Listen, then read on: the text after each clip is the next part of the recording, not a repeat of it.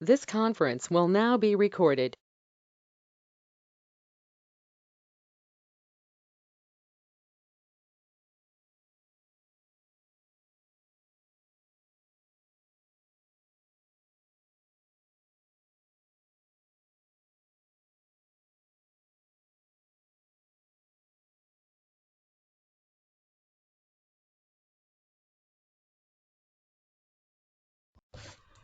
Hello, everyone, and welcome again to this new session. So, it's after a long time this time. So, guys, let us wait for 1 or 2 more minutes so that other candidates will join. Then we will start our new session today.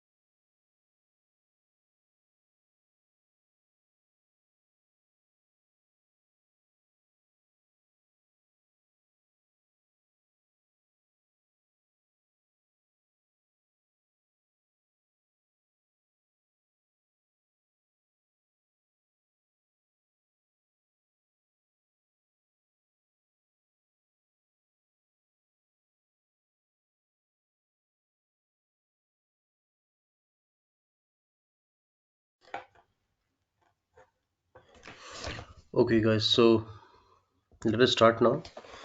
So, hello again, welcome everyone to this new session.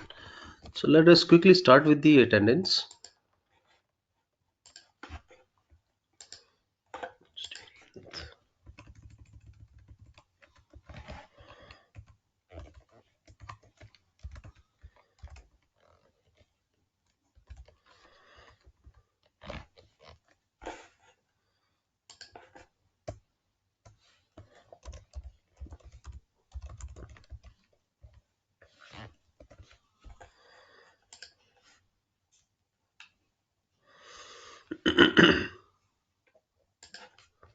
Okay, so no to here. Okay, so do we have Josna here? Josna not here. Kruti?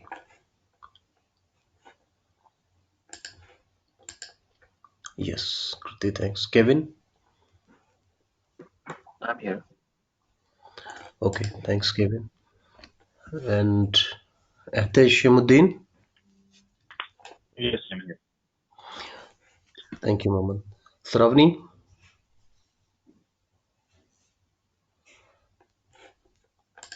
Yeah, I'm here. Okay, Sravani, thank you. And Priyanka? I'm here. Thank you, Priyanka. Chinmay? I'm here. Thank you, Chinmay. Upama? I'm here. Thank you, Upama. And Mahmudul Hassan?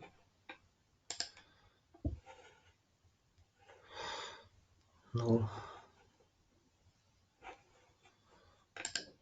And charges? No charges. Okay. Last two.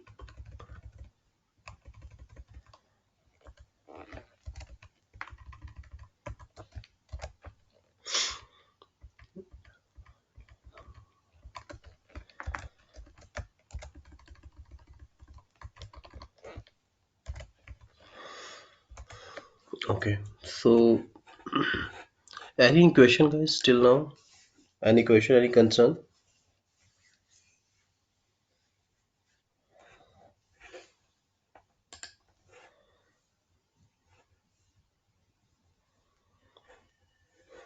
So, I think Sravani, was that question resolved or you're still facing the same problem? I'm still facing the same. You still have the same problem, right? Same error? Yeah. Yes. Okay. Do you want to show here? Uh, Give me like 2 minutes. I'm just going to the machine. No problem. Sure. Okay. Any other question, guys, from anyone?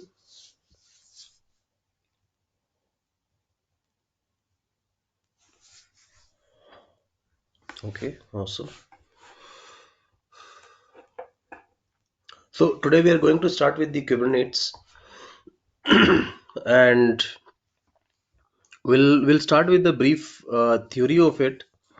So I have prepared one documentation for you, one document. So that would be very handy for you to just go through it and then practice it in a bit more deep manner. So we'll start with that. Saravni, how much time it will take for you? I just want to take it before I start Kubernetes.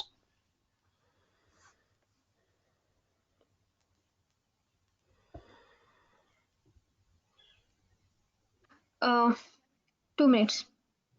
2 minutes, okay. No problem. Yeah. So Pahlavi, I can see you here. Just join. So let me mark your attendance also.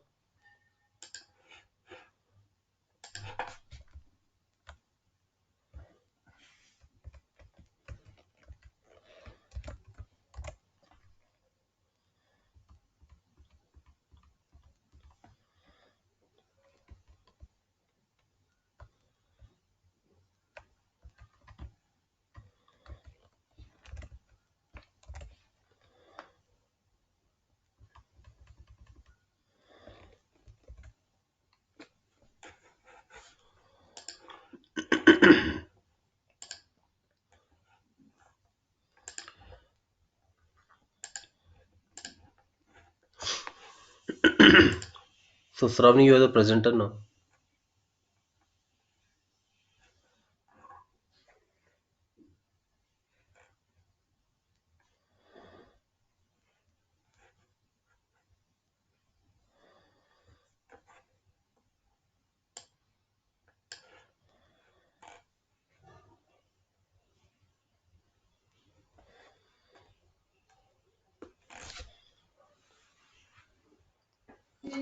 You can see my screen, right? Yes.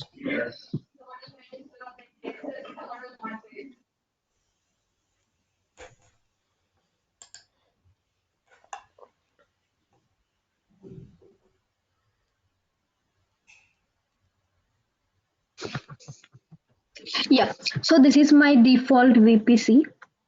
Mm-hmm. Okay. Um, the error is with the match of subnet ID and VPC ID.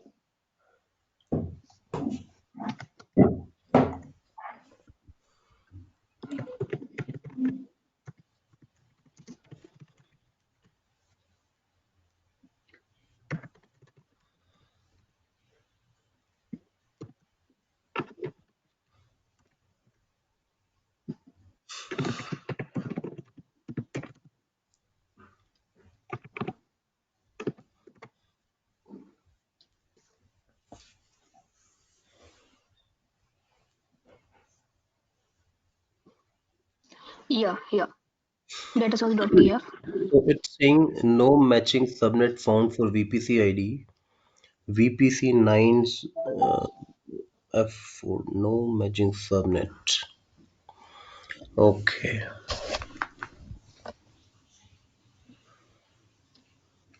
So can we go to your subnets?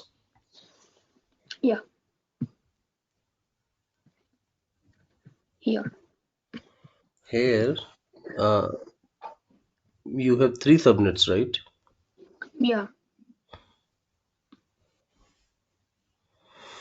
Okay. So now can you go to, can you open this one, datasource.tf?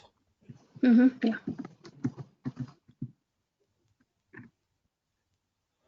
So any idea why this error is coming? Any idea? Um, here, when I saw the syntax, it says like data. This is the subnet ID, and this will push it to the name which we give here with the VPC ID. Exactly this one. I mean, data dot, and which has the tag of like this private US East. Yeah. Okay. So actually what I'm thinking is the error is coming because we do not have any subnet with the name private one. So okay, the name should exist before. Is to a 90. Oh, I Give me a just minute. saw something. Yeah. I think there is no private here. There is no private here. Yes.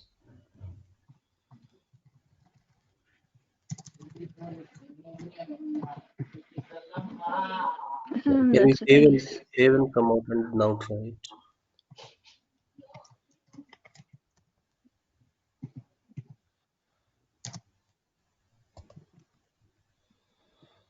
It will not take at the rate, right? Yes. I think yeah, it will not take it. Okay. I think it will take at the rate, but not exclamation. Oh, okay. So this is the issue. Okay, now I Yes, got yes. it. Yeah. Okay, thank you. Sure. Thanks. Okay. So now you can stop sharing. I can share. No. Oh. So I have to refresh, guys. It will take just 30 seconds because I cannot see the you know top level controls.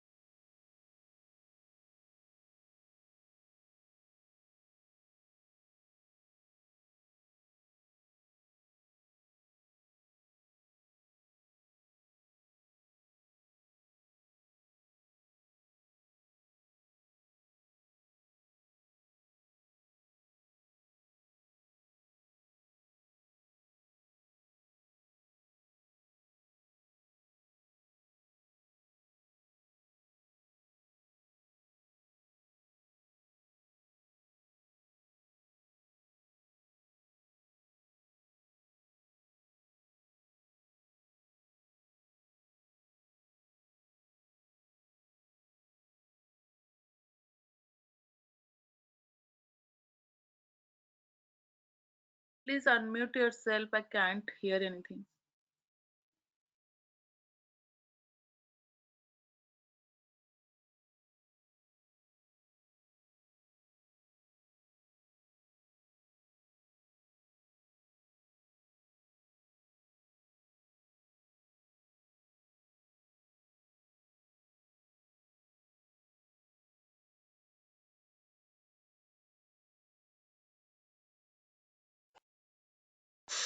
Oh, okay. So you was not able to hear anything till now? No. No, nothing. Oh my God. I'm sorry, guys. I was talking for the last, I think, 2 minutes.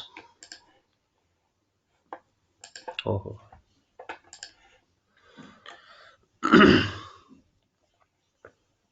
So I was discussing about the Kubernetes. Um, I'm sorry, actually, I did not saw here. It was mute. Okay, so I was discussing about the Kubernetes. What is Kubernetes and why do we require it? So, guys, I have asked a question. Maybe it was mute. You did not heard it. So, any idea what is Kubernetes? Any idea from your side?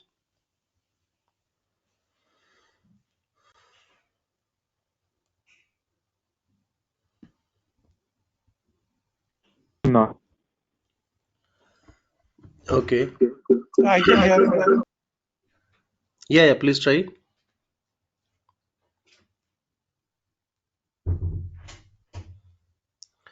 Okay.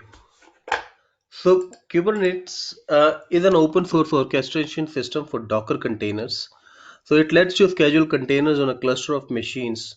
You can run multiple containers on one machine, and those machines then make up a cluster. So, when we have created the images, then we ran those images into the containers. So, we ran it from the command line and we ran it from the compose also. Now, let's say we have to expand our application to add more web services into it. So what will happen is that I have to add it into the compose file and then I have to run it so that the multiple web services will be the part of my application. Now let's take an example where my application have to expand to 1,000 more web services. Where now the compose will not going to support it. That will going to be the big cluster that we have to spin up. Now the cluster means take the example of multiple nodes, multiple machines grouped together to create the pool of resources. Pool of resources means now you have the uh, you have the platform where you can deploy your mission critical application which requires a high resources. That means which require high RAM. CPU CPU utilization should be I mean CPU availability should be more like maybe it requires more than 4 cores. So now you have the cluster environment where you can deploy your workload. And how you have created it? By grouping the different instances, by creating the pool of resources.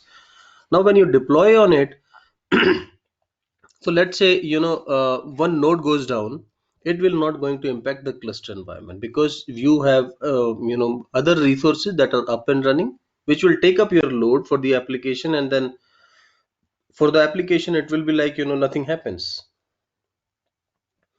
So Kubernetes provides you that clustering environment where you can manage your workload in a more efficient way. Now this workload could be your database DB deployments, or it could be an application deployment. It doesn't matter because now you have the pool of resources where you can deploy your complete workload. So you can run long running services like web application, because web application needs to be up and running all the time. It is where the end user comes and then they will hit the URL and then they will access the services on the application. So you can run long running services like web application on your Kubernetes cluster. Now Kubernetes can manage the state of these containers, like you can start the containers on specific nodes. Like I have created the cluster using the different size of instances. Maybe I have T3 dot large instances in my cluster. I also have the T3 dot medium. I may also have the T2 dot micro also. So I have different instances in my cluster. Now, if I have to deploy the DB deployment, then I will probably deploy it on the bigger instances, because there we have the more CPUs and more RAM, and databases require high resources. So now I can manage my deployments. I can manage where I have to deploy my workload, and then I can start the container specific nodes, will restart the container when gets killed. So this is the automated feature. It will get recreated, it will restart it, container will restart it when if it gets killed means if somehow it got stopped. So it have the internal functionality to start it or restart it according to the health check that we can set. Then we can move containers from one node to another. Let's say initially we have deployed the application on the bigger node, then we can move that one from that node to a bit smaller node, so without impacting the application itself. For instance, if we are going to do maintenance on one node, Kubernetes can take all the containers from one node and move them to the other node. And then instead of just running a few Docker containers on one host manually, that day I have shown you, when we were running the Docker containers, we were running on my machine only, or we were running on one EC2 instance. Now we can we can create a Kubernetes platform that will manage the containers for us. So Kubernetes cluster can start with one node and can go up to until thousands of node. And this is the power of Kubernetes. So you can expand the cluster as much as you can. And then the best thing with the Kubernetes is, the Google have tested it. They were running their complete workload on the Kubernetes. They used to call it Borg, and they ran it for one full decade. So it is tested, and that's why Kubernetes have so much of the popularity among the organizations. Some other popular container orchestrators are Swarm. We have the Mesos also. So Swarm is a clustering environment from the Docker, but it do not supports expansion to a level where Kubernetes supports. So Swarm, which comes with Docker by default, but it's not as extensive as Kubernetes. Yes. So this is about the Kubernetes, and some of the advantages of Kubernetes, apart from supporting your application where we can be able to expand it. We have a few others, like you can run Kubernetes anywhere, on-prem, public, and hybrid. On-prem, I will show you very small example where we will spin up one Minikube on our machine. Minikube is a one node cluster, but parallelly we can create multiple node cluster in our own data center.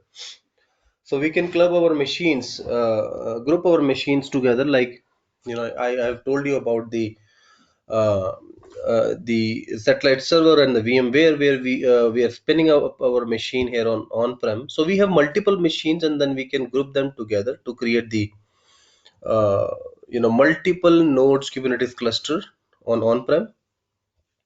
Then we can have the public also. So after this Minikube example, I will show you how you can create quickly highly available production ready Kubernetes cluster on AWS. We call it COPS, Kubernetes Operations. I will show you the example of it. So on the public, we can create our cluster on the Google Cloud. Now Google Cloud now supports not just the Google Cloud, but the other clouds also. They supports the managed Kubernetes services also. For an example, AWS have the service with the name AKS, no, EKS, Elastic Kubernetes Cluster. Similarly, Azure have the service with the name AKS, which is Azure Kubernetes Services. And Google also have the services, I don't know the name, but they also support the managed Kubernetes services. Okay, now hybrid is, we can have machines from our on-prem and from our instant AWS or of any of our cloud to create the cluster.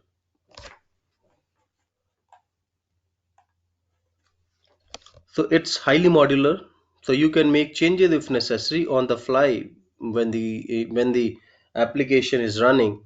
Open source is the is a very important point, and it is the strength of the communities. The project is in GitHub, and you can easily make changes. So community is making changes there, and because of the very fact that community is working towards its upliftment, like if betterment, so it have all the changes. So it what I mean to say by the community is, like Jenkins is an open source, so anyone can go to the Jenkins source code and then they can create a fork of it, and then they can start working on it. So once let's say you have added few some plugins, or you have added features in the Jenkins or in the Kubernetes, you create the pull request, and you can create the pull request to the master branch of the main project.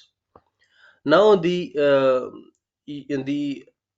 the team who is actually owning the source code, they will review your code, and if they find that yes, it actually improves the Kubernetes functionality, it will add some features to it, they will approve it, and then the once the code is merged, everyone else they can be able to have the same features which you have created. So in this way, since it's the open community, so anyone can contribute to the code, and then anyone can make it more effective. Then again, the same thing I discussed, great community. The community's team encourages and backed with the great community. So everyone who joins the community to make changes, uh, which makes it a great community, backed by Google. So this is what I was telling you. The initial version was being released by Google, and they still support it, and it incorporates all the good stuff that Google had done over the decade.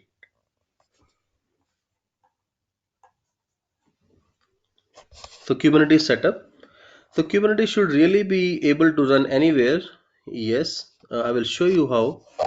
But there are more integrations for cloud provider like AWS and GCE. Things like volumes and external load balancers work only with the supported cloud providers. So on the on-prem, like if you want to use the concept of volumes, we can use the NFS, and on the cloud, we can use the concept of volumes like EFS, and external load balancers like the ALB and ELBs.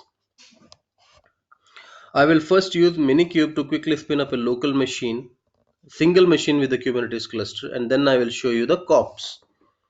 COPS is the Kubernetes operations. Full form of COPS is Kubernetes operations. It is a tool which can be used to spin up highly available cluster on AWS. So I'll show you quickly the Minikube, this one. First of all, let us just set up this Minikube on our machine. So I will show you it on my machine only, because otherwise if I go with the showing you on the EC2 instance, then I have to install the VirtualBox, because it requires VirtualBox or any provider. It may be VirtualBox or VMware or Hyper-V also. So I'll show you on my machine.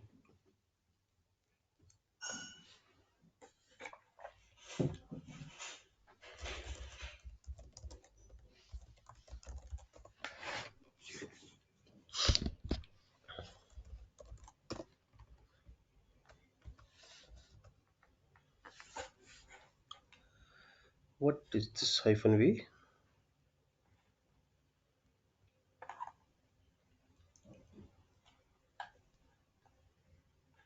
Version only, okay.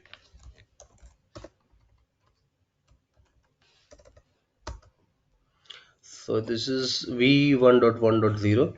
So I'll show you how you can quickly just install. First of all, we need to install the Minikube, and Minikube requires, again, just to reiterate, it requires any uh, you know any virtualization provider. It could be your VirtualBox, it could be your VMware or Hyper-V. I have VirtualBox here.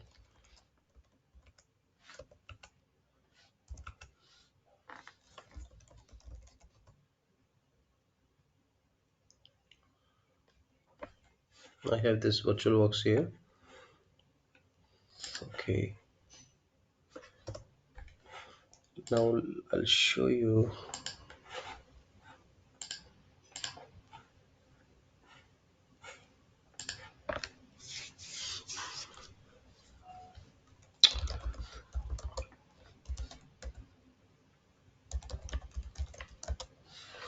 I'm going to show you how to install Minikube on CentOS. So either you can go to this kubernetes.io, which is the official documentation, or there was one more link here.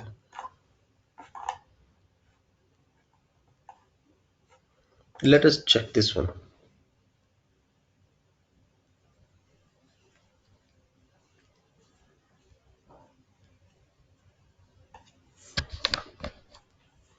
So Linux, Mac OS, and Windows. Go to Linux, installing Minikube. So make sure you have the kubectl installed. You can install kubectl according to the instructions. So first of all, let us install the kubectl.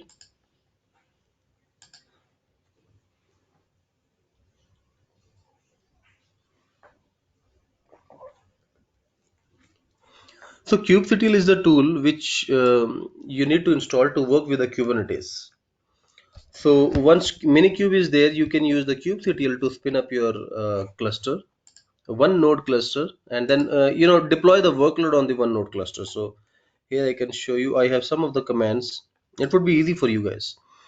So I have these commands in the kubectl you will use to deploy your image on the one node cluster on the Minikube. So it is simple. Just copy this. What I will do is, let me share this link with you guys. Just save it.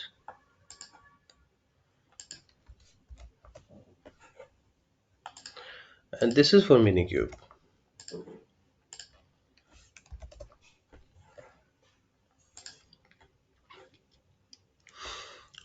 So install kubectl binary with curl on Linux. So it is simple. Download the latest release with the command. You can run this one. Or let me do one thing. Let me show you in front of you. It will take not it will not take much time. Let me spin up one Vagrant machine quickly.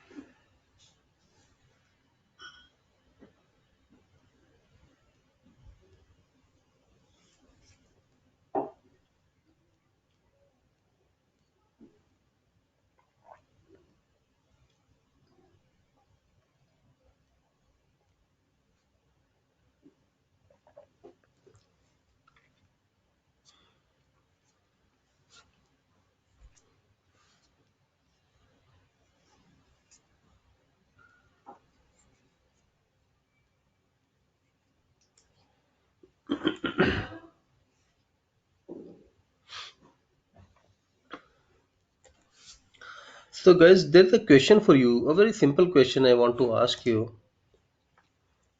Let me open a new tab here. So guys, I'm going to log in into my one of the machine in one of the environment on AWS. So that may be up and running. So let me do that. SSH, let us say AWS01 dot QAT bay tom.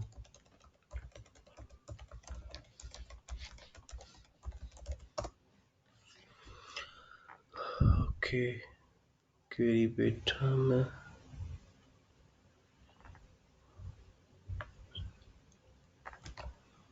Okay, let me do this. db2 db01. Why even?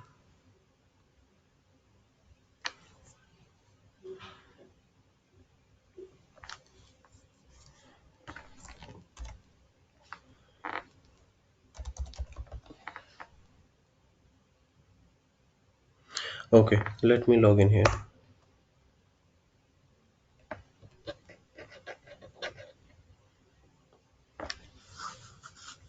Host name.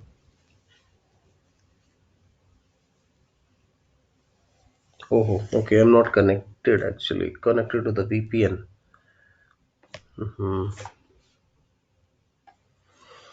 Okay. So, okay. Let me ask this way. Okay. In the meantime, this is also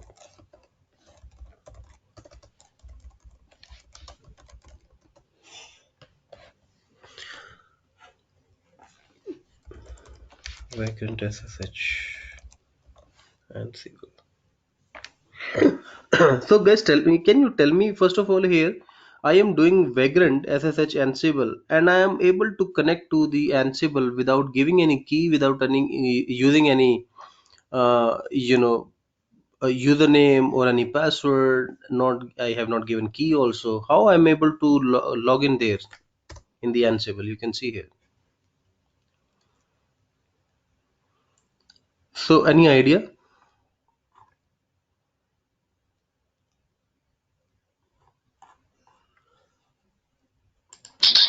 I think you allow this user with no authentication on the user password file. Can you say again, please? So there is a configuration for a user like passwd or something like that. You allow this user no authentication, Okay, or you copy the public key to that server, the other machine. okay. Can you see this highlighted one? Key inserted. Oh yeah.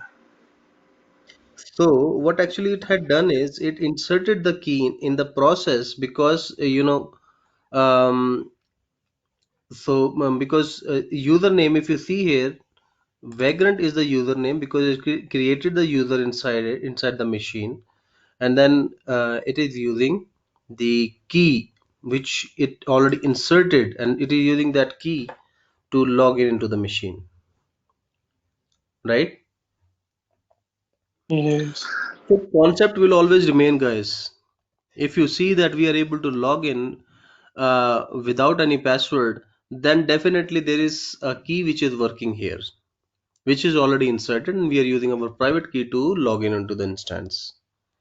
Now this is one thing. Second, tell me one thing. So let's say if I do uh, host ef efs1, so it could be anything. So yeah, when I do efs1 host efs1, so it will resolve to a proper IP or proper host name, right? So I wanted to show you that, man, so that you can be able to see it.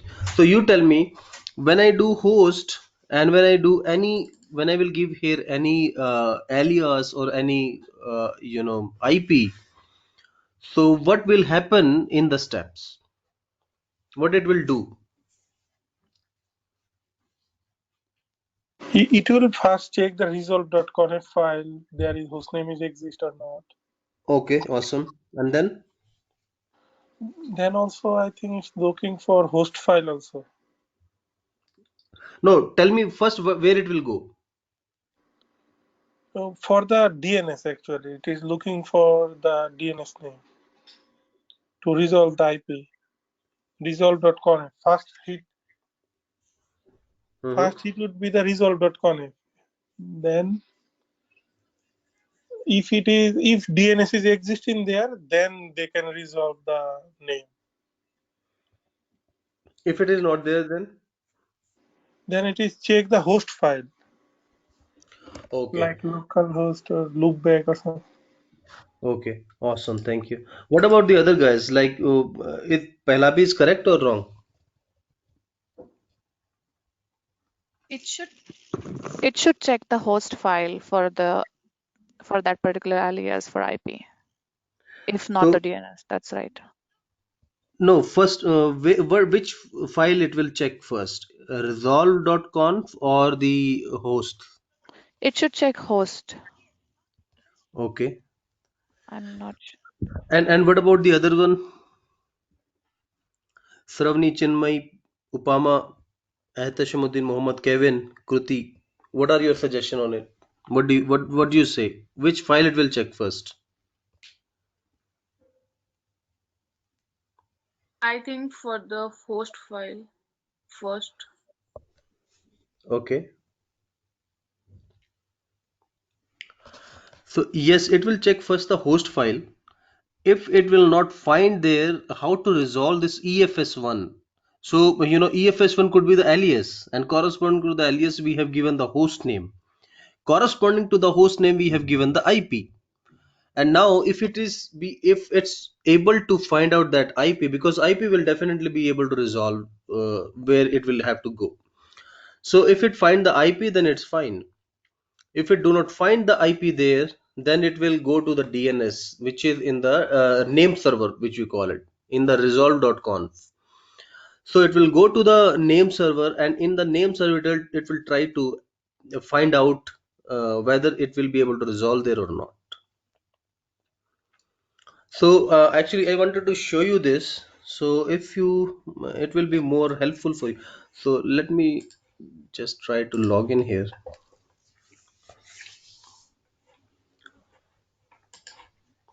So Pahlavi, you was correct, but it's the etc host file on your machine. It will first check the etc host file. If it will not find there, it may check your config also. After etc, it will check your config. If it found there, then it's fine. But if it will not find anything there, then it will go to the resolve.conf file, etc resolve.conf, where it will find the name server, and in the name server it will try to resolve it. I will show you.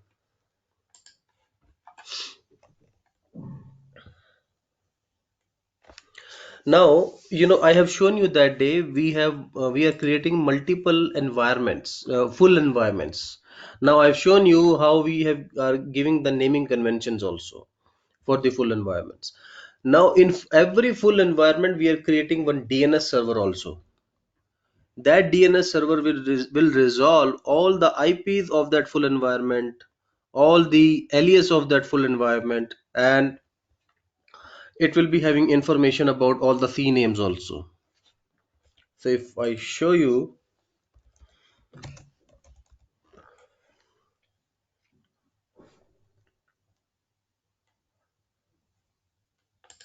subinv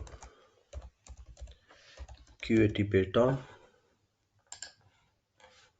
here, and then let me show you. So the DNS name is DNS AP01. This is the box which is actually resolving all the IPs, all the alias, all the C names for this instances which are there in this environment qt beta. So in this environment we have close to 137 instances, and DNS AP is the instance where it is resolving all the IP then for the all the instances in this environment. How it is possible, how it is making possible, I want to show you guys. So let me just quickly, if it's fine.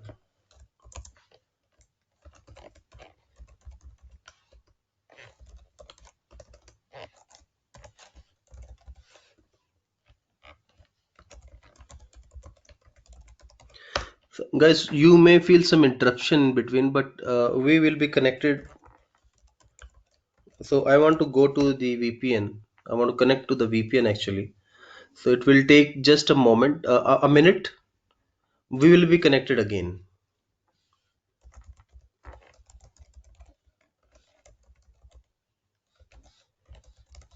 But before that, I want to show you that I was trying to log on to instances like SSH EC2 user QAT Batom. It was showing me error. Why it was showing me error? Because I have not configured the VPN, so it is not connecting with the instances. It is not finding the DNS server. That is why it is showing me instance not found. So now once I connect, okay.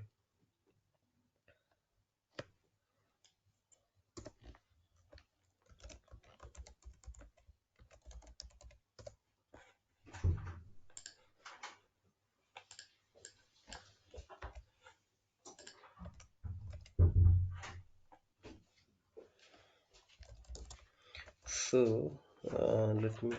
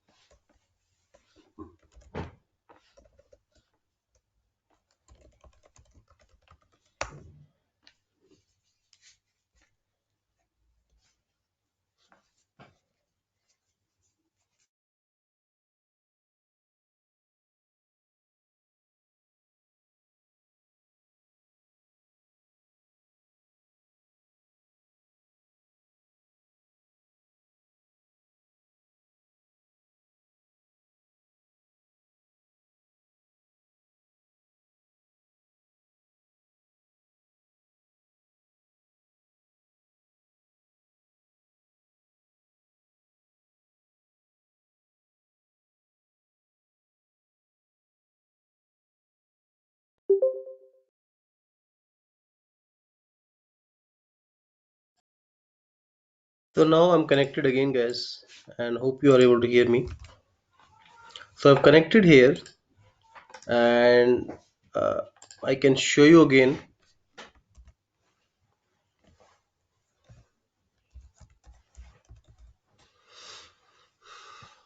Okay. So let me just try to now log into this machine, and I'll show you. So are you able to hear me, guys? Yes. Yes. Great. Sure. So I have this machine here. Okay, password it is asking.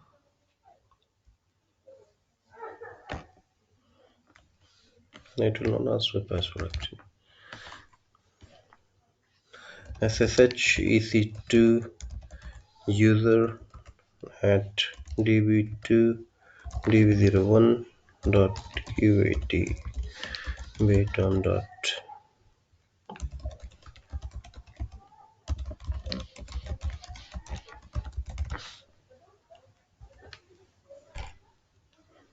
Okay.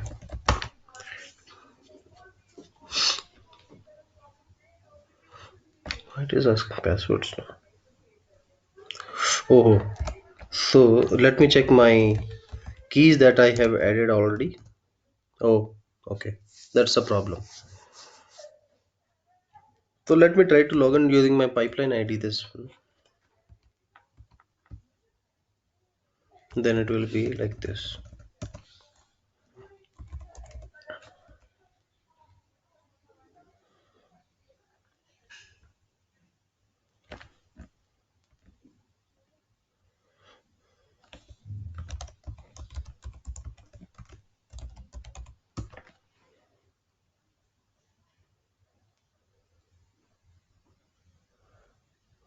Okay, so if I do,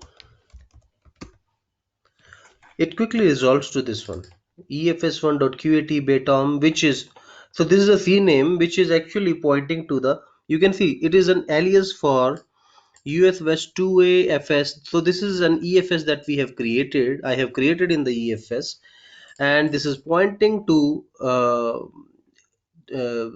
this fully qualified domain name, which is actually an alias. So, and this have the address also, this IP. How it is resolving it, guys? Now if I show you the host file of this machine, which is this machine, sorry, host file of this machine, if I show you, let me show you, cat etc hosts, we do not have anything here. So we do not have anything here which points to this machine. But then we have to so then the question is how it is resolving. So it is resolving, so I told you the next it will go to the this machine. So it will go to this machine. So we have name server as this is one of the name server and this is one of the name server. Now this is the same DNS which I was showing you. So it will go to this machine to resolve it, and this is the DNS machine which I've shown you. Same DNS machine here. 172.183.202 it will go to this. So let's say I'll show you now. Sudo vim etc resolve.conf,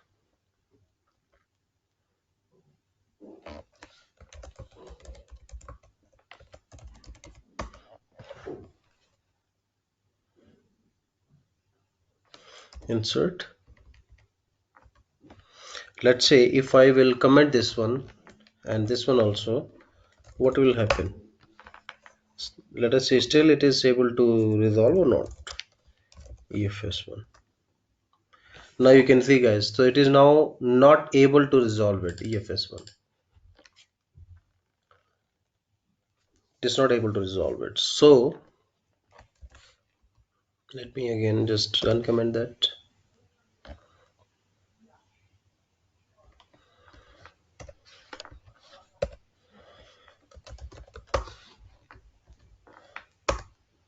Awesome.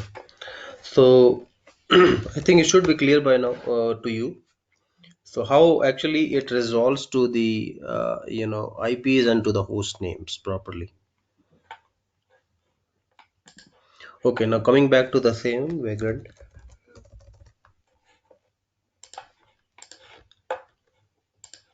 So here let us quickly install the kubectl. I'll show you. Copy this one, download the latest release with the command, this command. And if you want to download a specific version that you want to work with, you can give the version there. Otherwise we are good.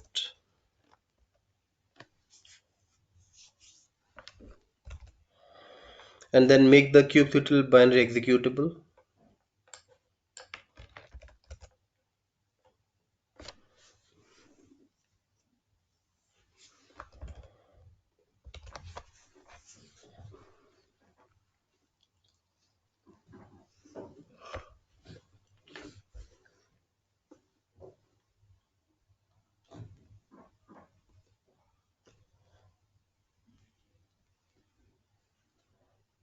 Okay, let us check what is done. So we have kubectl here. Now run this command. Now you can see the color changed. Yes, the color has been changed now. Now it is executable. Let us move into the user local bin. We have moved, that means it will not no longer be here. Now you can run the kubectl version command. You can see here the version information. Okay, so it's all good here. Now we can go here to install the so we have installed the kubectl. Similarly we have to install the minikube also. Now for minikube, actually they're suggesting here like install kubectl, install hypervisor. So we can install virtualbox, and if you already have some hypervisor with you, then it's fine. Otherwise you have to install it. So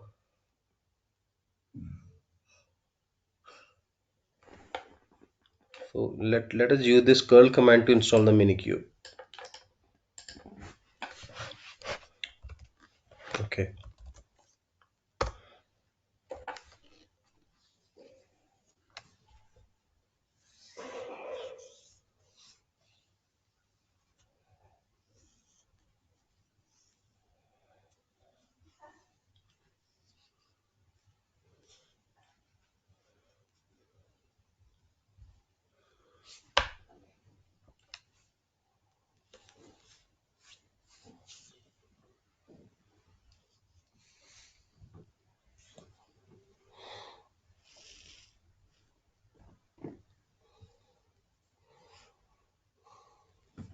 Okay, so we have minikube here.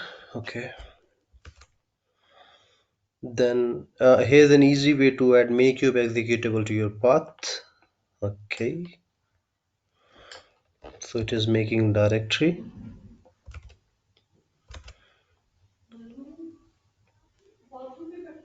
Okay,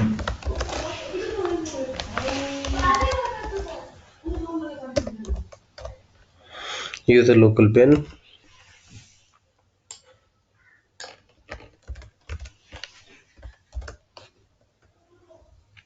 So ls-l,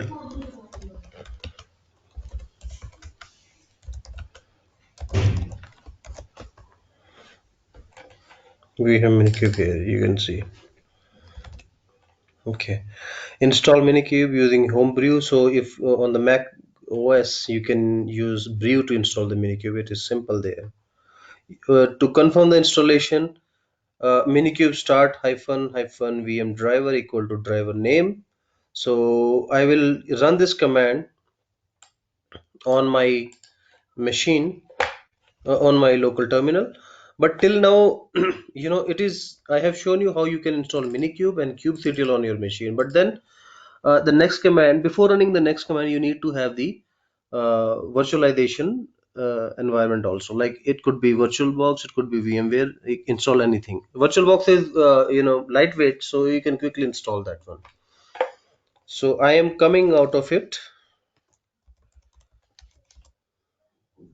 Migrant, destroy, Ansible. Yes, awesome. Destroyed it for us. You can check the status also.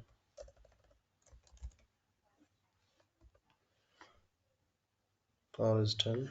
Yes. Now I'm going to run the command minikube start. Minikube start I can use because remember this one thing, guys. Now I've told you that I have VirtualBox as a default provider. So for this command hyphen hyphen VM provider, if you are using VirtualBox, you do not have to use this line hyphen hyphen VM drivers. You do not have to use this line. But if you have any driver other than VMware, you have to use this along with the minikube start command. You need to give as hyphen hyphen VM driver equal to VMware or hypervisor or KVM.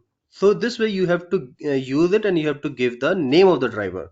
But again, if you are using the VirtualBox, there is no need to give this command. But because by default, most of the most of the tools which requires the virtualization environment, they use the VirtualBox. For an example, this minikube, it uses by default VirtualBox. Same with the Vagrant also. Vagrant by default. So when I do Vagrant up, by default it uses the VirtualBox as the provider. But if I'm using the VMware, I need to give it explicitly Vagrant up hyphen hyphen I think driver equal to VMware. Okay, now I have to give the command minikube start. Like just a moment.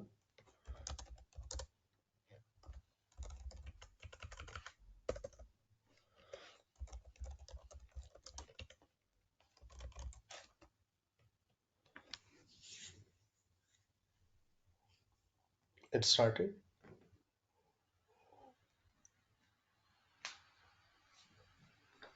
So creating VirtualBox VM and with CPU 2 core, memory 2 gigs. And I can show you here, guys. Let me open quickly VirtualBox. This is VirtualBox, and you can see that at the back end it is creating one Minikube machine for us. So I just have given the Minikube start here, but at the back end it is starting up one machine for us. So it will going to be one node cluster.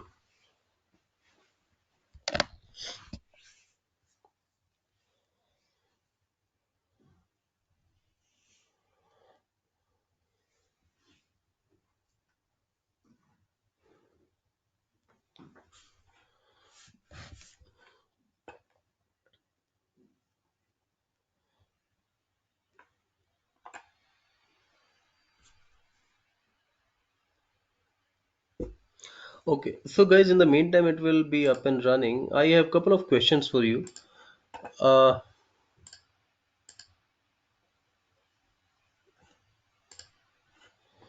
so why do we use Docker? What are the advantages of Docker? So let me, because I know that you will take some time to respond back. So let me just name. Saroni, let us start with you. What are the advantages of Docker? Tell me one advantage, and then I will go, come to the Chinmay.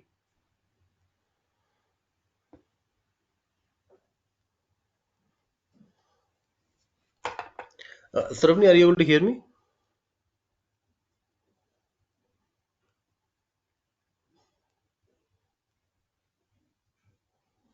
Okay, Chinmay, can you tell me one advantage of Docker?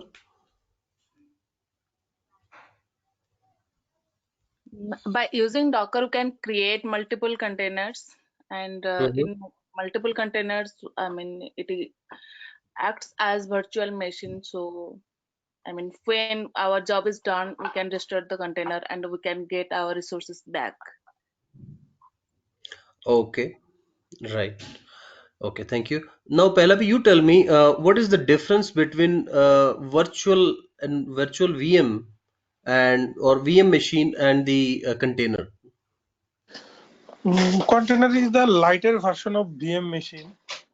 We can in a virtual machine we cannot create multiple, but in a single virtual machine we can create lot of container. It's with different dependency and different application.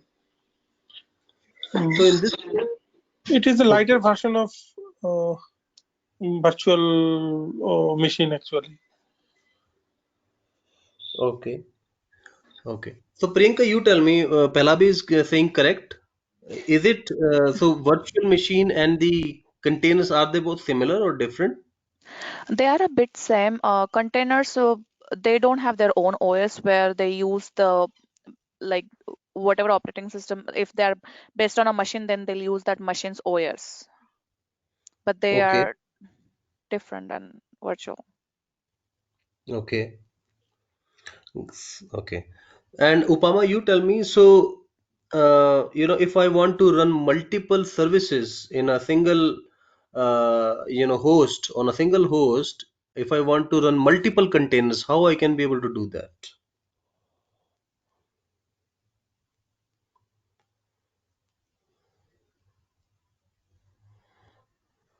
Sorry, what was that again?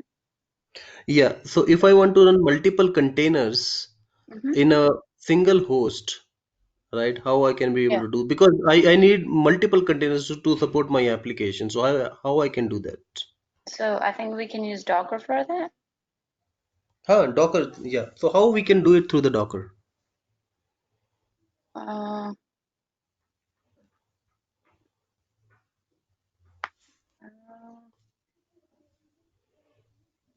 I don't know. Okay. Now we can use we can start with the Apache Docker server? Compose.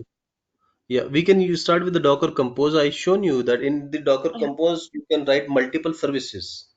Yes. Like for Postgres, I have shown you WordPress. You can be able to spin up WordPress application at the back end, it is connecting to one of the DB.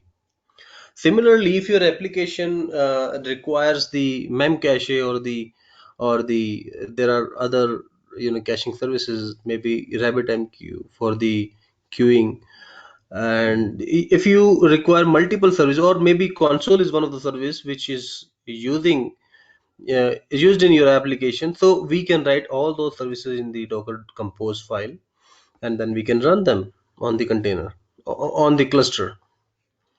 Right. So guys, I Yes. would it would be great if you can just you go through some of the on the web also. You go through the about the practical. I'm confident about yourself on the practicals, but go through some theory also on the web, like what are the advantages of Docker, because in the everything from the practical side, but when someone asks you question, like theoretical question, and they're not ready to work with you on the practicals to see what you know from the practical side, so they will ask you the theoretical questions, and that is the time for them to judge you. So just read few things, like few points about every technology. Why? What are the advantages of, like, for example, what is the advantage of Jenkins? Why do we require Jenkins? Then what is the advantage of the Ansible? Why do we require Ansible? Similar things. If you have few points to speak, nothing like that. Because I'm confident about you guys to show you them, to speak more in details about the practical. But if you have few data points about the theoretical part also, that would be great. Okay. So one question for you, Atashimuddin, question for you. So let's say, I have my container running on, inside the containers, let's say this way. Application is running on maybe 8085 port. I want to run it on um, 8085 port, but then I can see that one of the other service on my local is already running on 8085. So what should I do in that case? I guess you need to change the port. Port of what? The running application or the application container The one container which you application? want to, the one which you want to deploy Okay. So if I change it to on a different port which 8087, is unused. if I change it to 8087, right? Yes, So will it work on my machine? I think so. Yes. And if I want to see, let's say if it's not running on 8087 port, and inside the container you can see the application is up and running. So inside the container you can log in and check, maybe curl localhost. So you are sure that your application is running inside your container, but it's not running if you have ported it to 8087 on your local, but it's not running. You're not able to see on the URL. So how you can check what's happening there?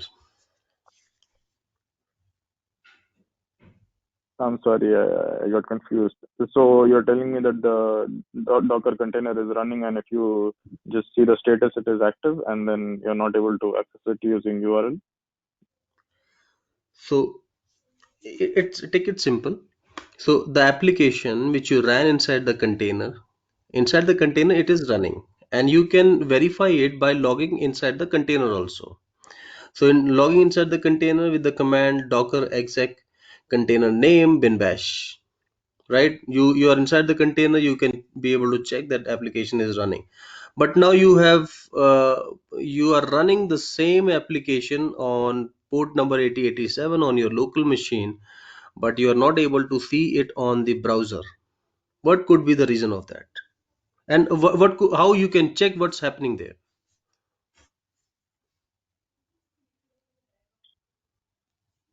Did you get that? Yeah, maybe some other application is running. You can use it, How you the can same, how you can check it?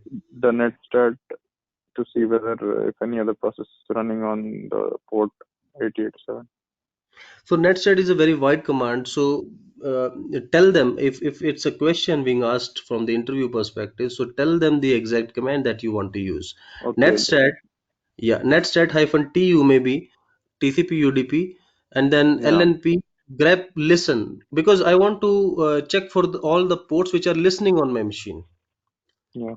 So better you grab for listen, and it will show you if 8087 port is already listening on it for any other application. It will show you there. Okay. Awesome. Okay.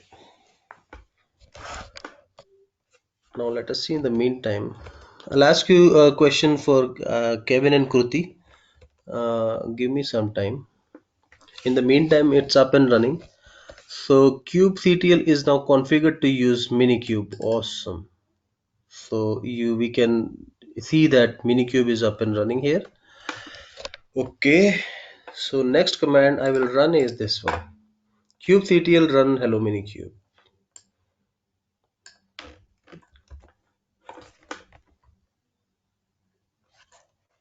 and this one.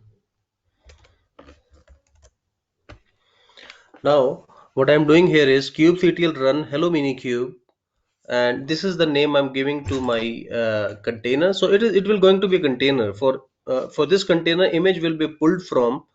So this is GCR. GCR means Google registry, Google Container Registry, and it will the name of the image will be Echo Server. It is simple one for testing your installation. Port number 8080. So I already do not have anything running on 8080. How I can make sure is I will use sudo so that it will give me the process IDs also. Netstat.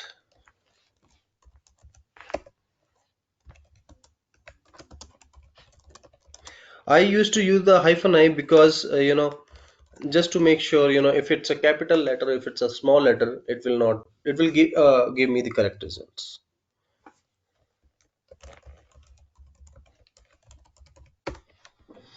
So nothing running on 8080.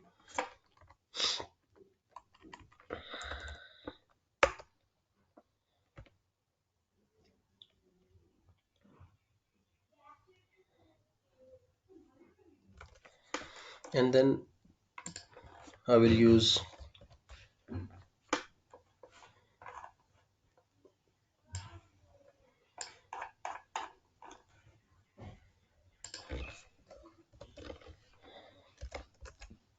okay, kubectl expose deployment. So before that one, let me show you kubectl get deployments.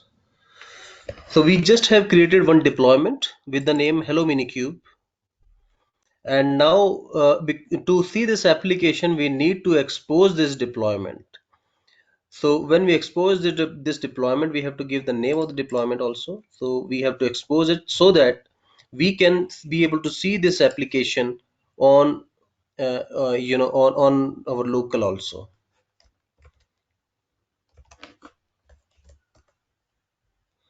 So it have created the service. Now you can see that one is available. So now the application is up and running. It took some time to just download the image, this image. So kubectl get deployments, and now I will show you kubectl get service. So it created the service with the name hello minikube, same name, and then it have created one node port on the what it had done actually, it is simple. So it had created the node port on the cluster on the node which we are using, and it have exposed this port 31580. So what application is running on 8080, and it had exposed the same application on the 31580 on the node on which uh, this application is running. So this is how you can be able to get the service URL where you can be able to see your application. Like I said, 31580. So on your machine, which you have created, Minikube. Minikube have this IP 192.168.99.100. Now inside this Minikube node, inside this, listen it very carefully. Inside this Minikube node, it have created the clustering environment where it had deployed your application. The application name is the Echo server, and inside that it is running inside the container on 8080 port. Now I need to, because I cannot see that one on my local machine, so I have to expose it through the service. So the way kubectl have given us is we have to expose that through the service. We have to create one service which will expose the port or the application which is running inside. It will expose the same application on a certain port on our local, and then we can be, once the service is created, we can be able to see it through a URL. So the command, again this command, which is kubectl expose deployment, expose command will always create service for us, service with the type node port. Node port means, now these are very important questions from the interview standpoint. Node port means it will assign one port on the node where what is running inside the container, it will be, it will, everything will be assigned on one port on the node.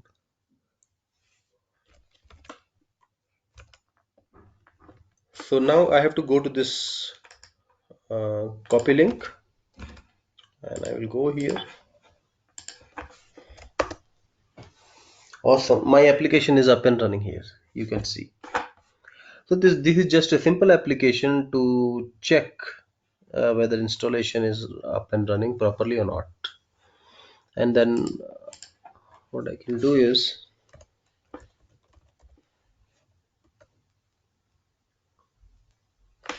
so you can see here, just echo whatever you write here, it will be written here.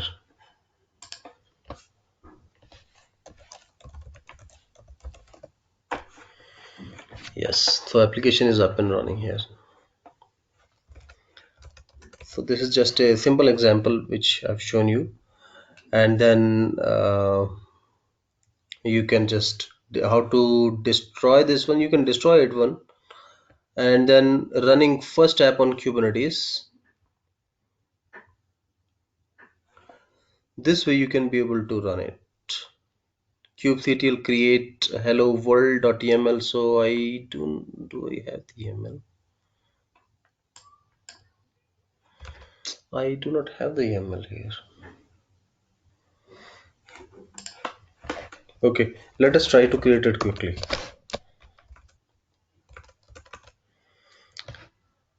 Version v1 kind hello world.yml.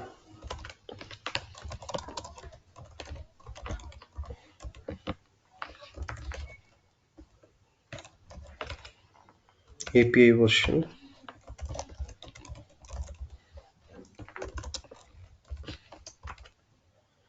kind port, metadata,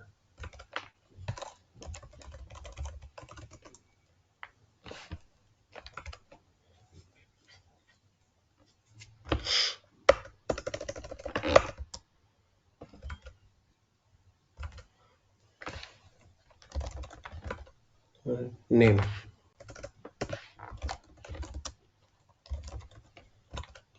not hello,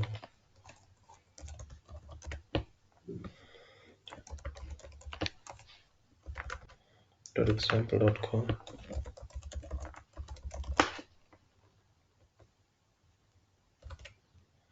labels,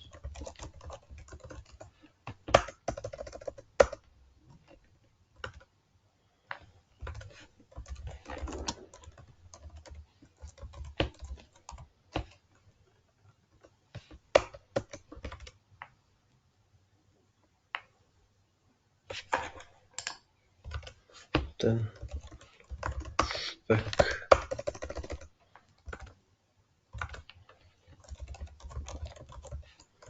containers,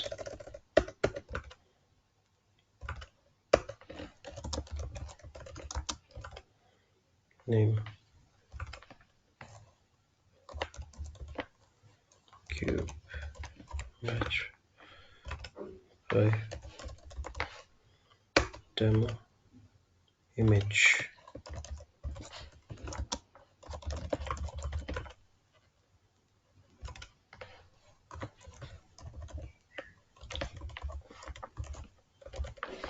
We'll check this image ports.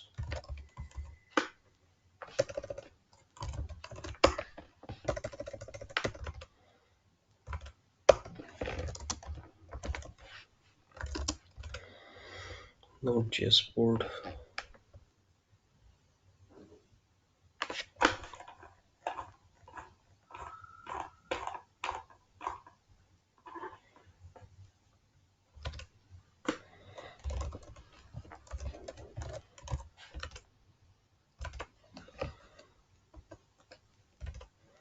Container port 8000.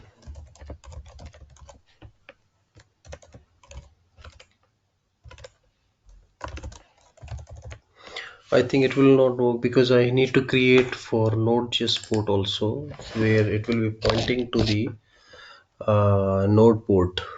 So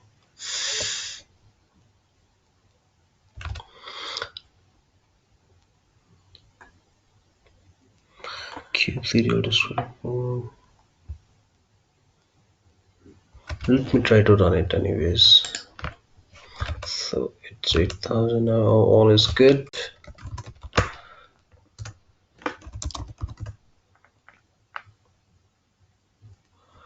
Oh, I created it here.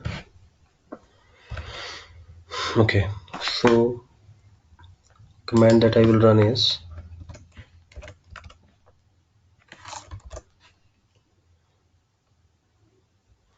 and before that one, let me check whether we have the hello world colon 1.1. So what I will do is I will go here quickly, docker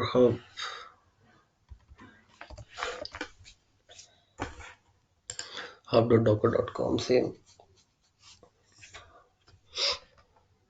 Or what I can do quickly here is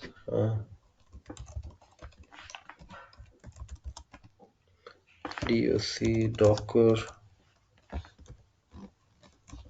pull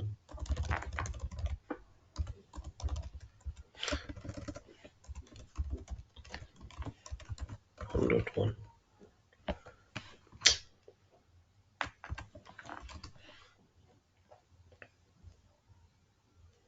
It's not hello cops,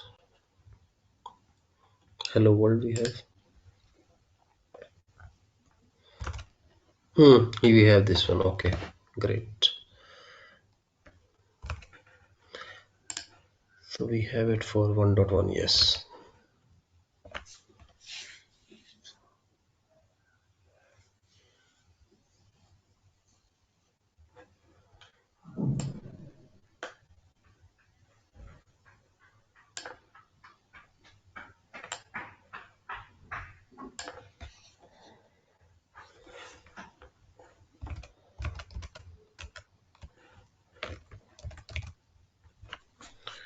Okay.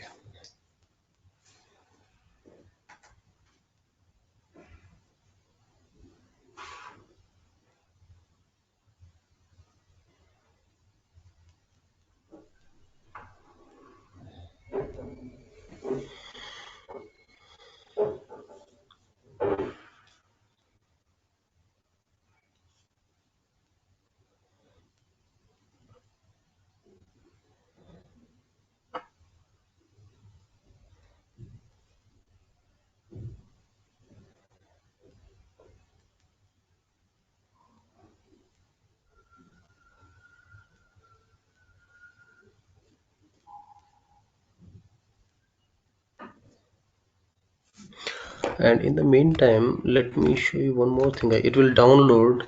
There is one more thing. So it's GitHub KML. I created one more file that will be good to deploy it now.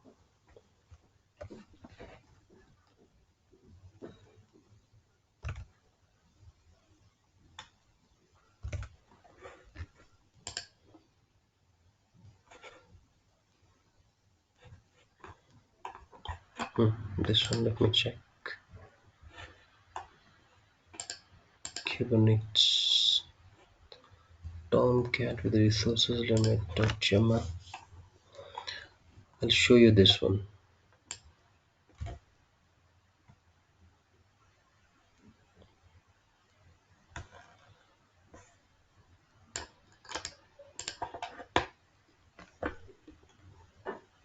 Yeah, this one will be good. So instead of this one, because I'm not sure whether this one will work, hello world.yaml. Let me create this one. It will work fine. Tomcat tomcat.yml insert. So here what I'm doing is I am creating this container, this Tomcat. Yeah, I'm creating this port, Tomcat port. It will be running on 8080, and same Tomcat port I have here. Target port Tomcat port is um, as the type node port. So we have ports. It will be opened. It will open 31183 on the node port, and I can be able to see it up and running. Whatever is running it on 8080, I can be able to see it on 31183. So this is how I can give it also, like if I will not give it here, it will randomly assign any port to me. So let us see this. Sorry, my. Okay.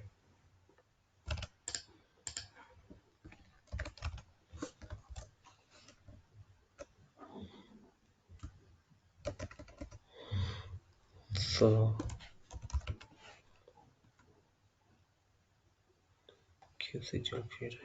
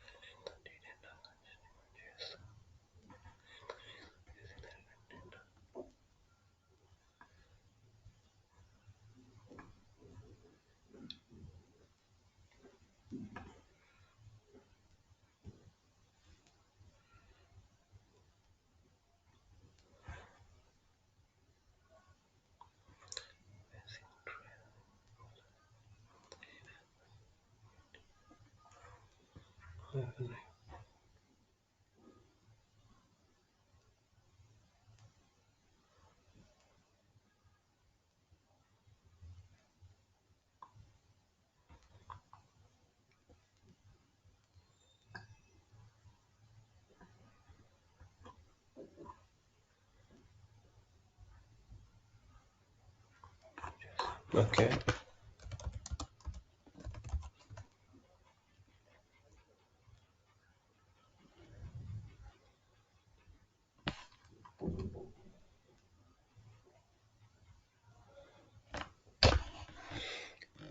Something have changed here actually.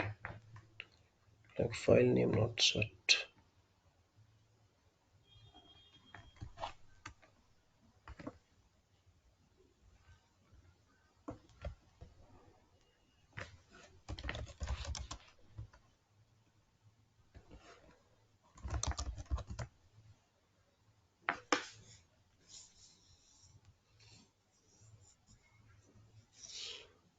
QC algorithm license.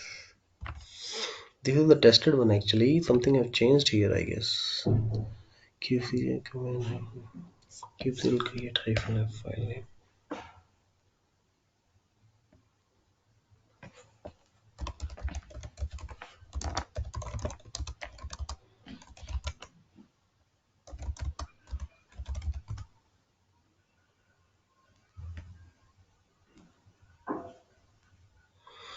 Now it have taken, I think.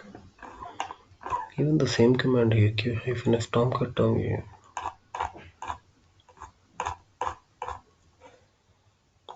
Okay.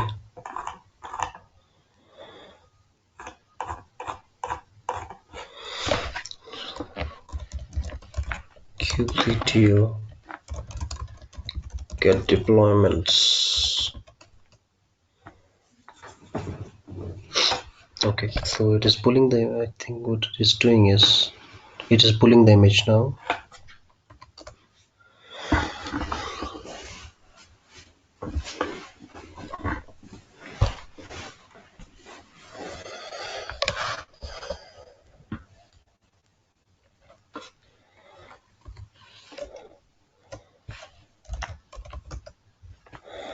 Container, so you can see container creating. I can go inside this container, so it will be kubectl describe pods. Awesome. Yeah, you can see pulling the image, so it is still pulling the tomcat colon 9 image. So guys, just recently I've shown you, let me show you. So I have run the command kubectl create -f. So basically I've created the tomcat.yaml file, and I ran that file, and whatever is inside that file I have written in terms of command, in terms of service and the uh, and the deployment. It have created a service and it have created the deployments. Now at the back end, so if I take the example of container, so container is a kind of environment. It will quickly create from the image, and then your application is up and running on certain port. You can be able to see that one after mapping it on your local. Similarly, in Kubernetes we have pods. So whenever I will run the deployment, actually it create the pods. Inside the pod, there would be one or more than containers that would be running. Now here I have given the command to create three pods, three replicas. If I shown you in the tomcat.yaml, I have given here three replicas. Create three replicas of this application. Name is tomcat deployment. Type is deployment. This is very important. The kind and is deployment. So it will create with the kind deployment. And then if I want to see it, kubectl get deployments. It will show me the tomcat deployment which I have created. Currently, we have three replica that needs to be up and running. Currently, there is nothing available. So if you want to see what's happening inside this deployment, there would be pods that would be running inside the deployment. So we need to check for the pods. Kubectl get pods. So we have three pods that we have spinned up. I'll go inside this pod, just copy the ID of the pod 1, give the command kubectl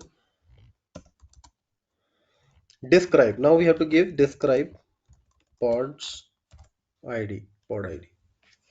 Still it is pulling the image. It is taking time to pull the image.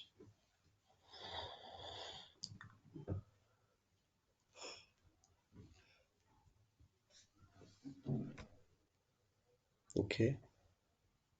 So we need to wait for some time.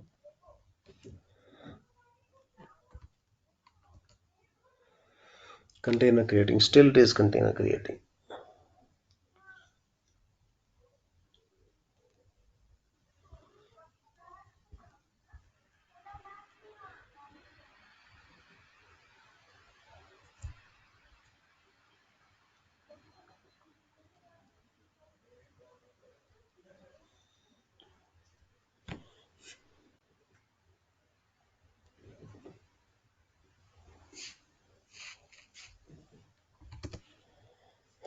Okay, so now you can see that the status has been changed from container creating to running here. Awesome. Now I will show you one more thing. I will go inside the container again. First container. You can see pull image completed, successfully pulled image tomcat colon 9, created container tomcat container, and started the container also. That means that it should be available now. So what is the name of the kubectl get deployments? name is Tomcat deployment. So I will use the same command, this one. Minikube service, this hello minikube, and I can check with for the service also. So we have the service with the name Tomcat service. So now I will give the command minikube service Tomcat service hyphen URL.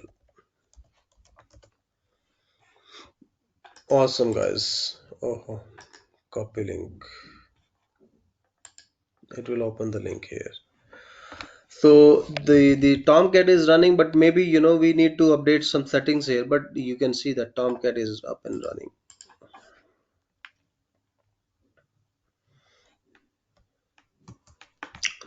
Okay, but we can see here that whatever we are trying to do, it happened here.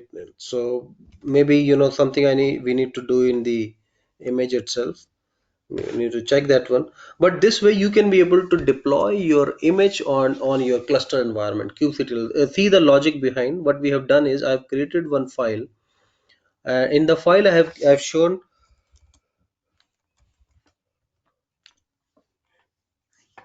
So in the file, I'm running this Tomcat deployment, and then this is the name of the deployment, and then I have given three replicas. I need three replicas to be up and running, which means that if one goes down, two are there to take up your application. Two pods are there to take up your application. And then when if we give the replicas as three, so if I try to destroy it also, so currently you can see kubectl get pods. We have three pods of it running. Let me try to delete this pod. Delete pod. Pod name is this. It's deleted. And get pods. You can see that immediately third pod would be up and running. And you can see that the third pod is 5 seconds older only. Immediately it is up and running also, the third pod. So you can see that 7C7CM, it is the earlier one. 9FFF, it is the earlier one here. This is the new one.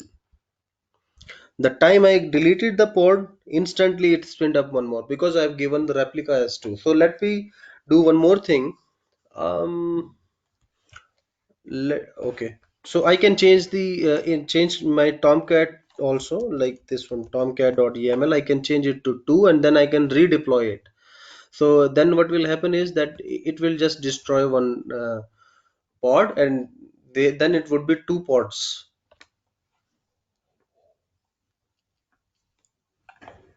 So now you can see that containers, the container name is Tomcat container, which is running, and it is using the image Tomcat colon 9. Port, for port we have created Tomcat hyphen port. Container port is 8080, and then here down I've created one service also. Either you can create service from the command line, or you can write the same in this way. In the same YAML file you can write the code for the service also. So I've written the code for the service. Kind is service, and then the name is Tomcat hyphen service. Port number. So what service will do is it will enable the node port on the node cluster. It will open 31183 port, which I have given here, and then whatever is running inside the container 8080 port, it will just you can be able to see it on 31183. Okay, and the type is node port.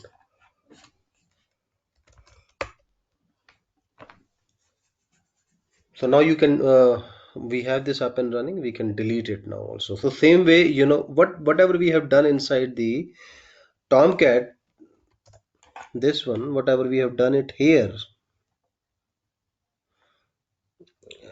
where it is, yeah, I can copy this one, complete thing, copy it, and then first of all let me just destroy it, or let me give me a moment, ls -l. Let me update this one, hello world. So I have given till here, insert.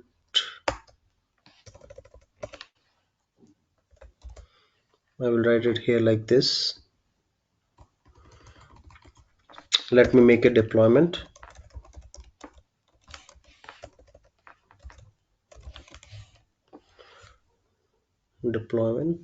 And then let us run it on 31185 port and Node.js port,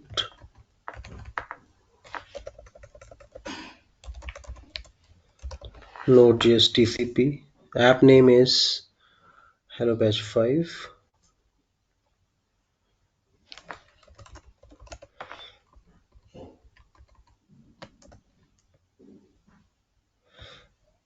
App name is the same one, my Tomcat. Okay.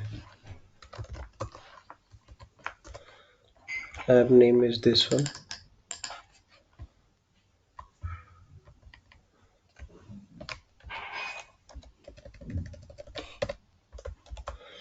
Node port, this is correct. TCP and this. So everything else is correct. We are creating service for this Node.js port for this deployment, and our application would be up and running in. Okay, let us check this one, and before that one let me destroy the other service, and that would be kubectl get service.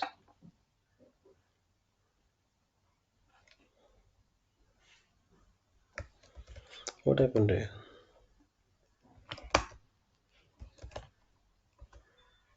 Why it is taking time?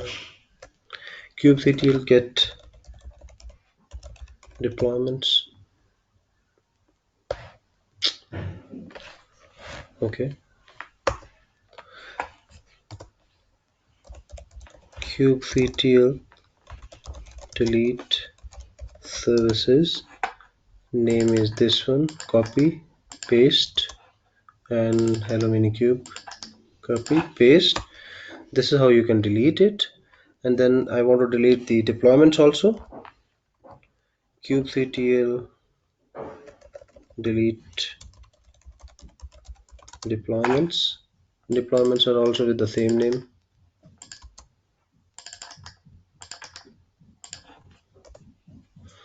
Delete it, which means that we would not be having anything now.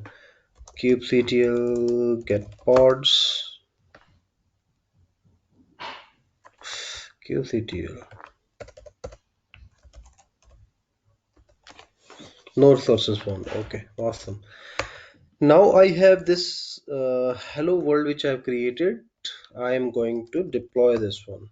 So this is simple. You have the file kubectl create -f hello world. Let me run it.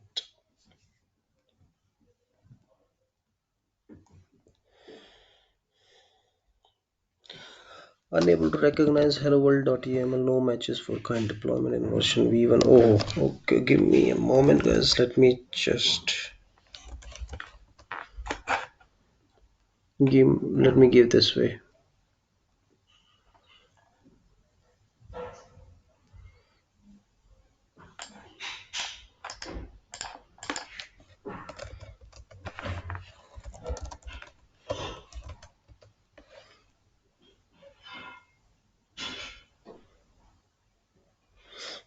Insert.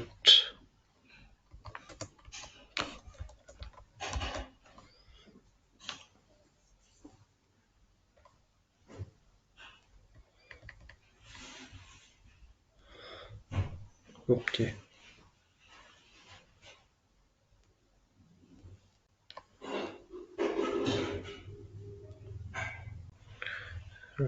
right, name Tomcat deployment.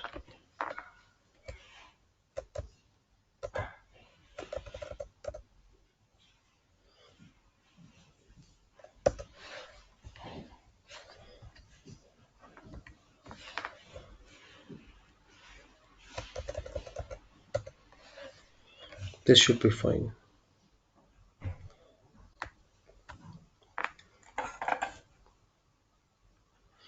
Mm,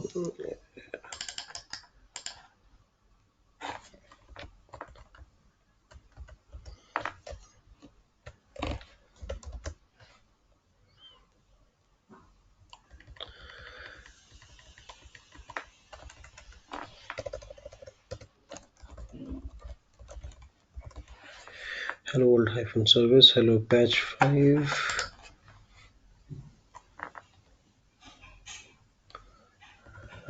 hello patch 5,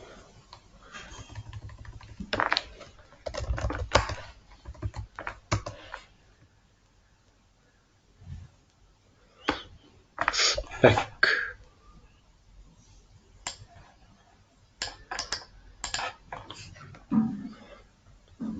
mirror spec containers.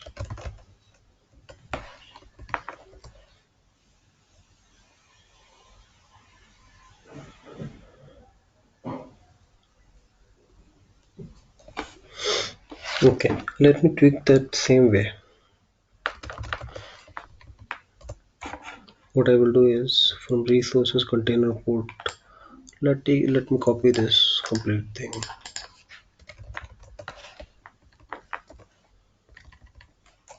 Insert.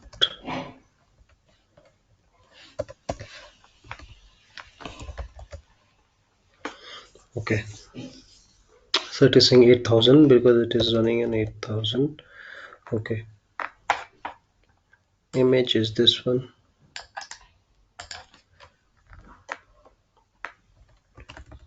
This is Node.js port. Node.js port. Image is this one. Name we can give this.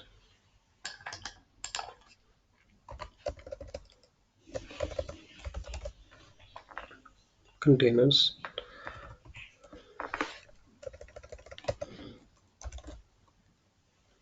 My So we are creating containers only for the Tomcat, right? Only for the Tomcat apps. no, now I'm creating for the hello world which I have created the YAML for. You remember that I have created one YAML and the same I'm Yeah. updating also. So this will going to create the application for hello world. It will show you the hello world message. It's a Node.js application. Okay. But where you mention the Node.js, the name on it's a port name. So it's just a port name. So application is already running inside this image. So image is already created out of it. Oh, okay, Now, okay. yeah, when we run the image, it will give us the application up and running, right? When we run it Yes, into the yes. container, we can be able to see it on the 8000 port. But now we are opening on our node, we are opening 31185. Did you get that? I got it. Based on Yeah, image, actually. Yeah. exactly. My hello world. Now it should be good. So app name is my hello world. I have given the So same app name. what happened if you install database and apps together?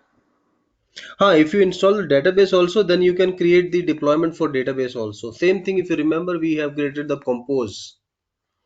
Same you can create here also. We can run compose here, right? Hmm? We can run also compose file also. No, compose is for the Docker itself. So here we have the YAML format. Compose is also using the YAML format, but the labels and the the API version, this is totally different. It is specific to the Kubernetes, Okay, got it. right? Yeah. So let me. I'll give you more details on that.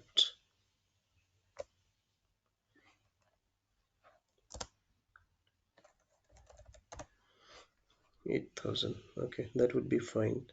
So now what I'm doing is I'm creating.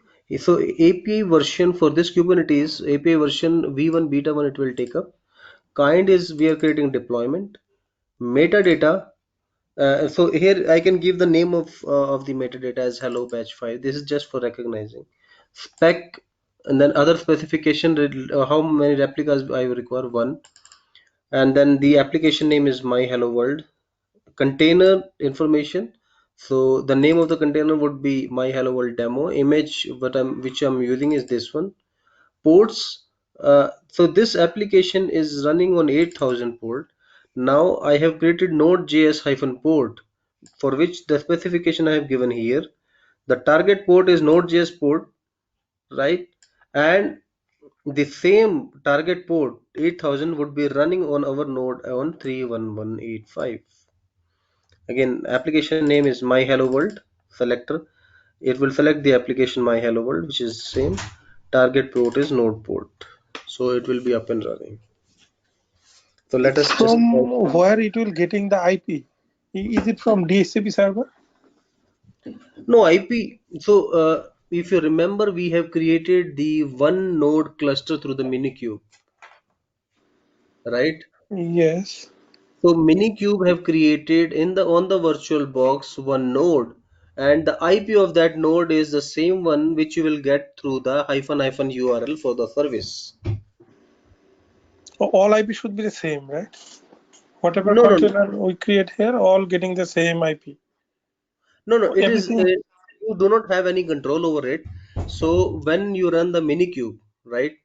Hmm. Minikube will create one virtual machine. Similarly, when we run the Vagrant, in the Yeah, yeah. Vagrant, in the Vagrant web file, we can specify the IP, but here it will take the IP on its own. Okay. The one node that it will create on the virtual box, it will take the IP on its own. But when you deploy the service, when you deploy the pod and the deployment on that node, and when you expose the service, it will give you the URL of it. Okay. I will show you here. So I have my this app which But I've you told us that pod is the multiple VM, like pod created with multiple VM. All together, all node pod, mix it pod together a cluster. no pod is actually where your application is running, and inside the pod there would be multiple containers. Container. Okay. It's a container stack actually. Yeah, it's not the node. Node would be one. So currently it is one node, but when I show you the example of cops, then we will use multiple Oh, nodes. yeah, yeah. Sorry, sorry. I mixed up with cops. Okay. Okay. Yeah. Got it. Okay. So now I'm going to create this one. Kubectl create hyphen f. Hyphen f is for file name. File name is hello world.yaml.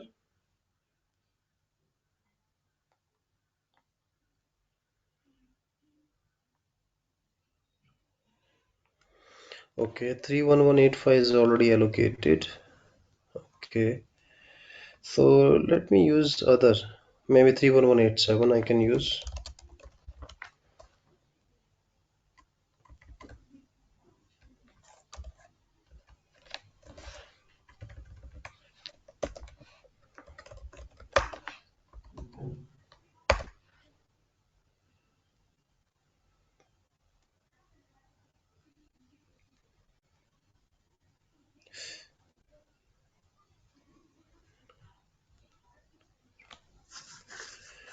Hello patch 5 extension.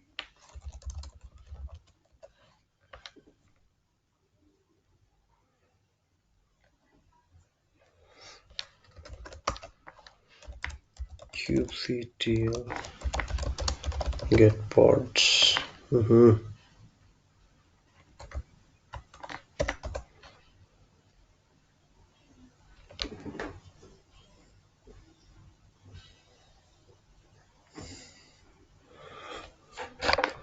Okay, so it started actually. So let me do kubectl get deployments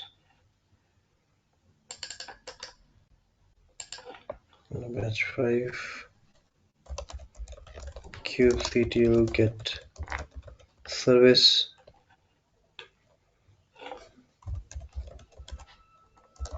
kubectl delete service name is copy paste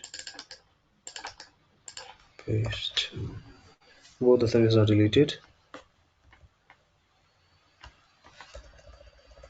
DEPL test deployments.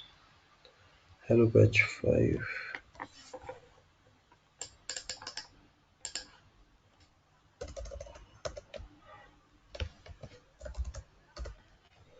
Deleted. Okay. Now let me. So here I have given set and hello world. Okay, hello world, and the application name is my hello world, my hello world demo, hello world service, my hello world. Okay, now it will be created with this hello world service. I think it should be good now. So if I run the same get service, we have this get deployments, we have, and get pods also, we would be having none. Okay, so kubectl create -f file name hello world.yml service hello world deployment is also created. This one is also created. Now let us see, because we already have this image, so it would be up and running by now. Let us see kubectl get pods. Awesome, so this is up and running. Now we need to check. Now see it carefully here. We need to check the URL and the port number. So for that one, what we can do is uh, minikube. It is same like minikube service name is this one. Copy paste hyphen URL. Awesome, so I can go to this URL, copy. So you can see that like 192.168.99.100, this is the IP of the node, minikube node, one node cluster that we have created, IP of that. Now on that node it have exposed 31187, it have opened 31187 port for the application. I'll go here.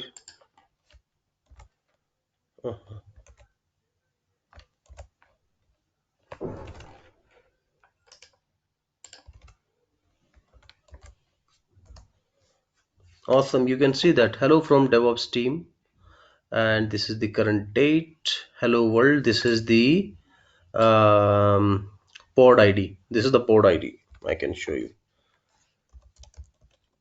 kubectl get pods dqsml, same.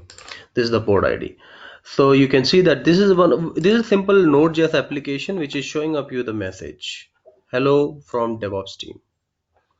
So actually I've created this Node.js simple Node.js application for my demo in I think in 2016 or 17 maybe, somewhere around. Where is the Docker Hub? I can show you.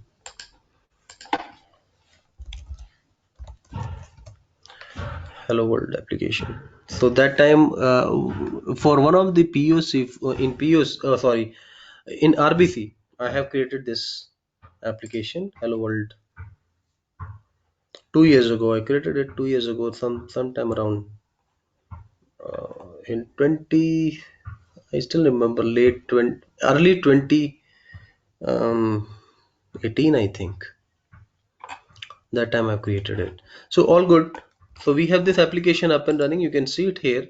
Now the good thing for you, good data startup point is you can create your YAML file and then you can run it through the kubectl create command. But important thing is that whenever you will, so in Docker it is straightforward. You can run your images into the container using the command docker run docker run command. But in Kubernetes you have to create the service to why to create the service to expose what is running inside the pod, inside the container, to expose the same on the on the cluster on certain port. You need to create the service. It is very important. So that's why in my hello world here I have created this deployment, and then I have created this service. Now today go back and then try to understand this one. So this is the deployment. Now this deployment is running inside on certain port on 8000, but I have to access it on my cluster on a certain node. How I can be able to do that one? So I created the service kind of service, and then I have exposed the same Node.js port on 31187 on my local machine, on my node. Actually, it's not local machine, on my node which I've created. So the type is node port. So this is the concept of node port also. Later on we will see the load balancer also, where it will create load balancer for us, and it will expose the port there, and the application what is running on any of the port inside the container, we can be able to see on our load balancer easily. So it's all good, and it's, I think, good for today, guys. Practice, it's all about practice. I have created this very with lot of efforts also. I mean, it's very tricky also to write the YAML files, and then you if you are able to run it, nothing like that. So currently one service, one deployment, and one pod is running on my machine. I have to destroy that one also. Same for destroying, you can use the same command, kubectl delete service. The service name was hello world. Copy, paste, yes, and the deployment name was hello world. Copy.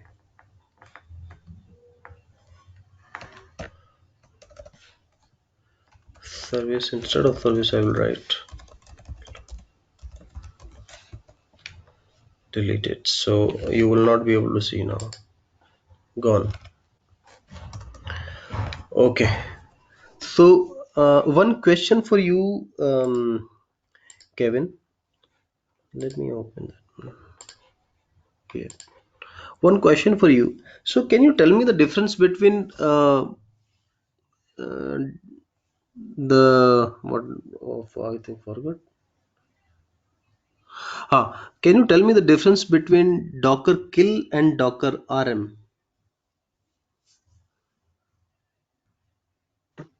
So Docker kill will just like if the container is like not working or something like that, Docker kill will stop that container, and Docker remove will like forcefully stop it and remove it as well. Um,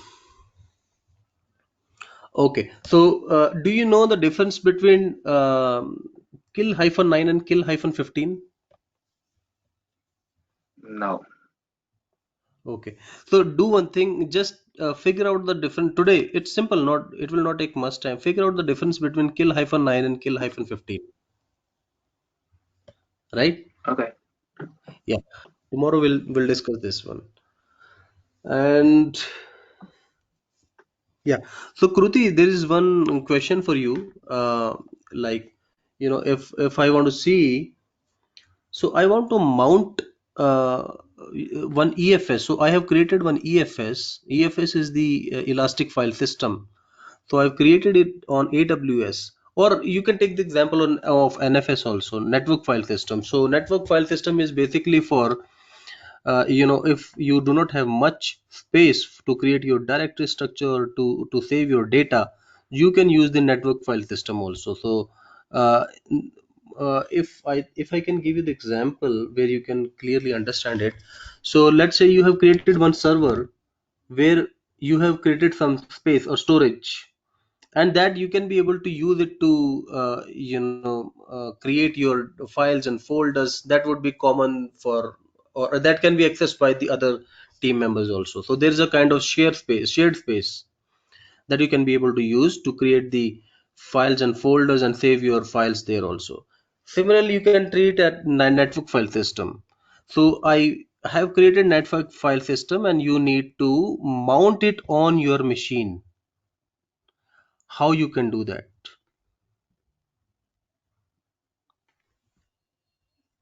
Kruti, the question is to you.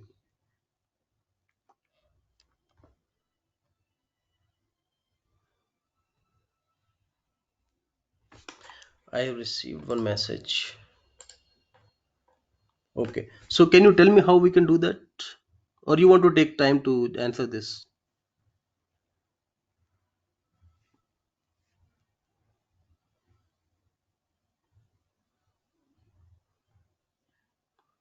Can you ping me quickly, Kruti?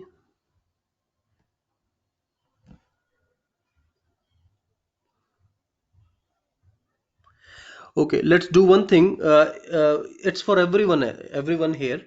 So you please, look into this one. So you have the question.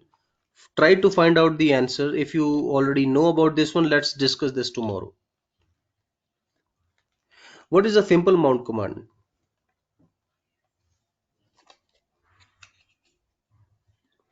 And moreover, if I want to make it persistent throughout the reboots also, how I will do that?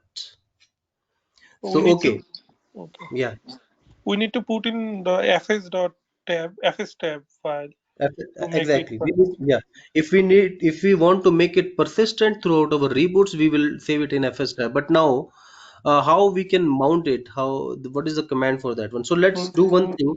It's for everyone. Let's discuss this tomorrow in more detail, Okay. right? Yeah. Okay. And I'll show you something on my machine also to give you more to let you understand more better. Okay. Okay, so guys, okay, great, Kruti.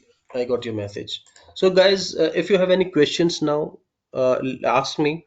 Otherwise, we'll meet tomorrow at the same time with the second Kubernetes lecture.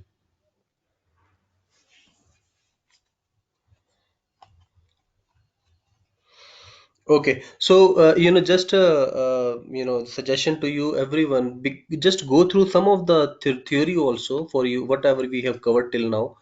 It's a very great batch because I have very high hopes with this batch. This is the first batch where I am experimenting a lot of new things also. I am sharing a lot of things from my environment also. I do not used to share things from my environment, but this is the first batch. I want to make it the perfect one so that whenever you will start working in the organizations, you will not be facing a lot of problems there from the technical perspective, technical background. So you go through some of the theory because theory is also very important sometimes when it comes to answering the question at the real time. So it's very important. Okay, guys. So let's meet tomorrow at the same time on the same new link. I'll share recordings after some time. And goodbye. Thank you for joining today's session. Thank you.